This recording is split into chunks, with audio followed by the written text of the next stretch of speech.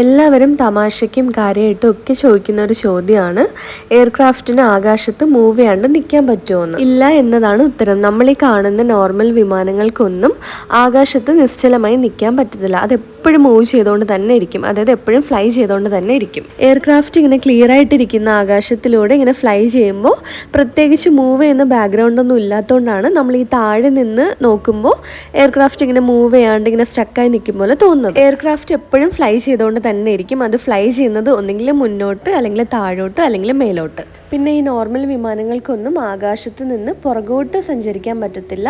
അതിന് റിവേഴ്സ് ഗിയറും കാര്യങ്ങളൊന്നും ഇല്ല. പിന്നെ അന്തരീക്ഷത്തിൽ നിശ്ചലമായിട്ട് ഇങ്ങനെ നിർത്തിയിടാനും സാധിക്കില്ല. അങ്ങനെ സാധിക്കുന്നത് ചില ഹെലികോപ്റ്റേഴ്സിനും പിന്നെ ചില പ്രത്യേകതരം മിലിറ്ററി എയർക്രാഫ്റ്റ്സിനും മാത്രമാണ്. പിന്നെ ഞാൻ നേരത്തെ പറഞ്ഞ പോലെ ഭൂമിയിൽ നിന്ന് നോക്കുമ്പോൾ ഉണ്ടാകുന്ന ഒപ്റ്റിക്കൽ ഇല്യൂഷൻ കൊണ്ടാണ് ചിലർക്കെങ്കിലും വിമാനം ഇങ്ങനെ നിർത്തിയിട്ടേക്കും പോലെ തോന്നുന്നത്. അപ്പോൾ അത്രയേ ഉള്ളൂ ഇന്നത്തെ വീഡിയോ. ടാ.